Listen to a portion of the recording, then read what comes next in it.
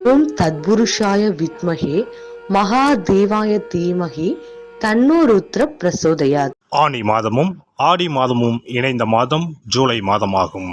சூரிய பகவான் மிதுன ராசியிலும் கடக ராசியிலும் பயணம் செய்யும் மாதம் இதுவாகும். ஆனி மாதத்தில் நடராஜருக்கு திருமஞ்சனமும், ஆடி மாதம் வரும் அமாவாசை முன்னோர்களுக்கு திதி கொடுக்க சிறந்த நாளாகவும் உள்ளது. அம்மனின் அருளை பெறுவதற்கு உரிய ஆடி மாதம் இந்த ஜூலை மாதத்தில்தான் பிறக்கிறது. இம்மாத கிரக நிலைகளை பார்க்கும்போது மேசராசியில் செவ்வாய் மற்றும் சந்திரனின் சஞ்சாரம் உள்ளது. ரிஷபராசியில் குரு பகவானும், மிதுன ராசியில் சூரியனும் சுக்கிரனும் இணைந்துள்ளனர். கேது பகவான் கன்னி ராசியிலும், சனி பகவான் கும்பராசியிலும் உள்ளனர். ராகு பகவான் மீன ராசியில் சஞ்சாரம் செய்கின்றார். இம்மாத கிரக பெயர்ச்சி என எடுத்துக்கொண்டால் சுக்கிர பகவான் ஜூலை 6ஆம் தேதி மிதுன ராசியில் இருந்து கடகராசிக்கு செல்கிறார். செவ்வாய் பகவான் ஜூலை 12ஆம் தேதி மேசராசியில் இருந்து ரிஷபராசிக்கு இடப்பெயர்ச்சி ஆகின்றார். ஏற்கனவே ரிஷபத்தில் சஞ்சாரிக்கும் குரு பகவானுடன் செவ்வாய் பகவான் இணைந்து குருமங்கள யோகத்தை உண்டாக்குகிறார். அதே சமயம் இந்த ஜூலை மாதம் 16ஆம் தேதி இரவு 17ஆம் தேதி அதிகாலையில் சூரிய பகவான் மிதுன ராசியில் இருந்து பெயர்ச்சியாகி கடகராசியில் சஞ்சாரம் செய்கின்றார். இது ஆடி தமிழ் மாத பிறப்பை குறிக்கும்.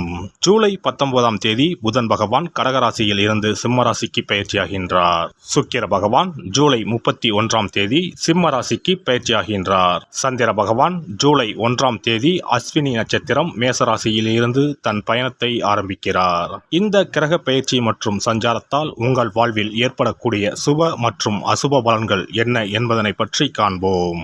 உங்கள் வாழ்வில் வளமும் நலமும் செல்வ செழிப்பும் பெற்று வாழ்வில் உயரிய நிலையை அடைய எல்லாம் வல்ல எம்பெருமானை வேண்டி விரும்பி கேட்டுக்கொள்கிறேன். துலாம் ராசி அன்பர்களே, இந்த மாதம் சின்ன சின்ன விஷயங்களுக்கு கூட உங்களுக்கு கோபம் வரலாம். எனவே கோபத்தை கட்டுப்படுத்துவதன் மூலம் காரியங்கள் சாதகமாக நடைபெறும். எதிர்பாராத பண தேவை உண்டாகும். அதனை சாமர்த்தியமாக சமாளிப்பீர்கள். எதிலும் இழுபறியான நிலை காணப்படும். அடுத்தவர்களால் தொல்லைகள் உண்டாகலாம், கவனம் தேவை. உத்தியோகத்தில் இருப்பவர்களுக்கு வேலையில் டென்ஷனும் வீண் அலைச்சலும் இருக்கும். வீண் பகை உண்டாகலாம், கவனமாக இருப்பது நல்லது. தொழில் வியாபாரம் தொடர்பான காரியங்களில் தாமதம் ஏற்படலாம். பணவரத்து எதிர்பார்த்ததை விட குறையக்கூடும். கடன் விஷயங்களை தள்ளி போடுவது நல்லது. புதிய நபர்களுக்கு பொருட்களை சப்ளை செய்யும் போது கவனம் தேவை. எதை பேசுவதாக இருந்தாலும் பேச்சில் நிதானம் தேவை. வாழ்க்கை துணையின் உடல் நலத்தில் கவனம் தேவை. குடும்பத்தில் இருப்பவர்களால் திடீர் டென்ஷன் உண்டாகலாம், கவனமாக இருக்கவும். பிள்ளைகளை அனுசரித்து செல்வது நல்லது. பெண்களை பொறுத்தவரை கோபத்தை கட்டுப்படுத்துவதன் மூலம் காரியங்களை சாதகமாக செய்து முடிக்க முடியும். எதிர்பார்த்த தகவல் தாமதப்படலாம். கலைத்துறையினருக்கு சொத்துக்களை அடைவதில் தடைகள் ஏற்படும். உயர்நிலையில் உள்ளவர்களுடன் மன வருத்தம் ஏற்படும்படியான சூழ்நிலை வரும். உடல் ஆரோக்கியம் பாதிக்கப்படலாம், கவனம் தேவை. வாகனங்கள் மூலம் செலவுகள் உண்டாகலாம். அரசியல் துறையினருக்கு இம்மாதம் எதிர்பார்த்த பணவரவு இருக்கும். தேவையான வசதிகள் கிடைப்பதில் ஆர்வம் காட்டுவீர்கள். தொழில் வியாபாரம் சுமாராக இருக்கும். எதிர்பார்த்த கடன் உதவி கிடைக்கலாம். பழைய சிக்கல்கள் தீர்வதில் தாமதம் ஏற்படும். மாணவர்களுக்கு பாடங்களை படிப்பதில் பின்னடைவு ஏற்படாமல் இருக்க கவனமாக படிப்பது நல்லது. திடீர் டென்ஷன் ஏற்படலாம், எச்சரிக்கையாக இருப்பது நன்மை தரும். நட்சத்திர பலன்கள். சித்திரை நட்சத்திரம். இந்த மாதம் குடும்பத்தில் தேவையற்ற பிரச்சனைகள் தலை தூக்கச் செய்யும். எனவே சாதுரியமாக பேசி எதையும் சமாளிப்பது நல்லது. பொதுவான காரியங்களில் ஈடுபடும் போது கவனமாக இருப்பது நல்லது. வாகனங்களை பயன்படுத்தும் போது எச்சரிக்கை தேவை. சுவாதி நட்சத்திரம். இந்த மாதம் எந்த ஒரு விவகாரத்தையும் எதிர்கொள்ளும் மன வலிமை உண்டாகும். எதிலும் கூடுதல் கவனத்துடன் இருப்பது நல்லது. எதிர்பாராத சம்பவங்களால் இழுபறியாக நின்ற காரியங்கள் நல்ல முடிவுக்கு வரும். வெளியூர் பயணங்கள் செல்ல நேரலாம். உடல் ஆரோக்கியத்தில் மட்டும் சற்று கவனம் தேவை.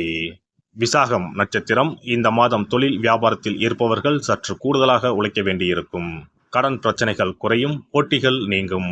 வரவேண்டிய பழைய பாக்கிகள் வசூலாகும். உத்தியோகஸ்தர்களுக்கு மறைமுக எதிர்ப்புகள் நீங்கும். மேல் அதிகாரிகளின் ஆதரவு கிடைக்கும். திறமையான செயல்கள் மூலம் பாராட்டு கிடைக்கும். மாரியம்மனை வெள்ளிக்கிழமைகளில் தீபம் ஏற்றி வழிபட சகல நன்மைகளும் உண்டாகும். தடை தாமதம் நீங்கும். குல தெய்வத்தையும் இஷ்ட தெய்வத்தையும் ஒரே நாளில் சென்று தரிசித்து வாருங்கள். காரியங்களில் இருந்த தடைகள் விலகும். தொழில் வியாபாரம் சிறப்பாக நடைபெறும். சிறப்பு தொகுப்பு. ஒரு வெற்றிலை இருந்தால் உங்கள் துன்பங்களில் இருந்து விடுபட முடியும் என்றால் நம்ப முடிகிறதா? ஆம், உங்கள் ராசிக்கும் வெற்றிலை பரிகாரம் இருக்கிறது. அவற்றிற்கான வழிபாட்டு முறைகள் பற்றி காண்போம். பண்டிகை, திருவிழா, வீட்டில் விசேஷம் என்றால் வெற்றிலை பாக்கு வைத்து உறவினர்களை அழைப்பது வழக்கம். வெற்றிலையும் பாக்கும் மகாலட்சுமியின் அம்சங்களாகும். 12 ராசிக்காரர்களுக்கும் வெற்றிலையின் மூலம் பரிகாரம் செய்ய கவலைகள் தீரும் என்பது நம்பிக்கை. வெற்றிலையின் நுனியில் லட்சுமியும், நடுவில் சரஸ்வதியும், காம்பில் பார்வதி தேவியும் வசிக்கின்றனர். மகாவிஷ்ணுவும், பிரம்மாவும், சிவனும், சுக்கிரனும் கூட வெற்றிலையில் வாசம் செய்கின்றனர். எனவேதான் பூஜை மற்றும் திருமணம் சுபமாக நடக்க வேண்டும் என்பதற்காக வெற்றிலை பாக்கு படைக்கப்படுகிறது. துன்பம் விலக உங்க ராசியின்படி இந்த மாதிரி வெற்றிலை பரிகாரம் செய்யுங்கள். வெற்றிலை பரிகாரத்தில் எல்லோரும் ஒரே மாதிரியான பரிகாரத்தை செய்தால் பலன் தராது. அவரவர் ராசிக்கு தகுந்தபடி சில இஷ்ட தெய்வங்களையும் சில கிரக தெய்வங்களையும் பொறுத்து உங்களுடைய பரிகாரத்தை மாற்றிக்கொள்ள வேண்டும். அப்போதுதான் உங்களுக்கு என்ன கஷ்டமோ அது சரியாக நீங்கி உங்களுக்கு நல்ல பலன்கள் கிடைக்கும். உங்களுடைய ராசியின்படி வெற்றிலையில் குறிப்பிட்ட கிழமையில் பரிகாரம் செய்தால் உங்கள் துன்பம் விலகும், பிரச்சனைகள் தீரும்.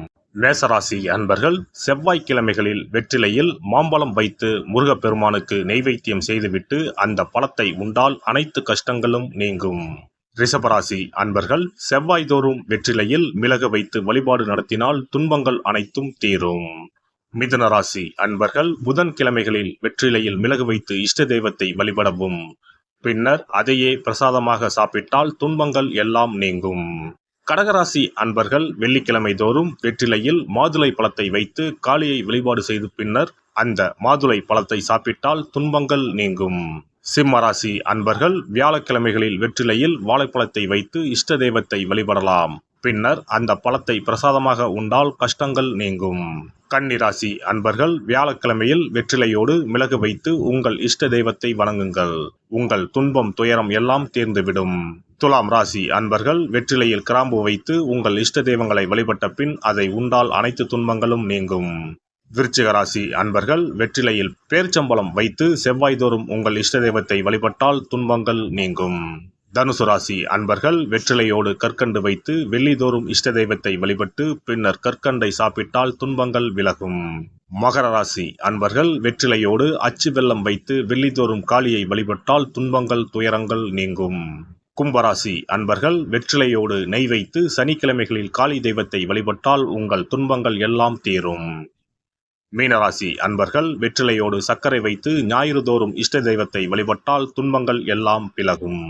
எல்லாம் வல்ல இறையருளால் நீங்களும் உங்கள் அன்பு குடும்பமும் உடல் நலம், நீலாயுள், நிறை செல்வம், உயர் புகழ், மெய்ஞானம் ஓங்கி வாழ்க வளமுடன். இந்த வீடியோ பதிவு உங்களுக்கு பிடித்திருந்தால் லைக் பண்ணுங்க, கமெண்ட் பண்ணுங்க, ஷேர் பண்ணுங்க, மறக்காம சப்ஸ்கிரைப் பண்ணுங்க, பக்கத்துல இருக்கிற பெல் பட்டனை கிளிக் பண்ணுங்க. நன்றி, வணக்கம். ஓம் நமச்சிவாய, சிவாய நம.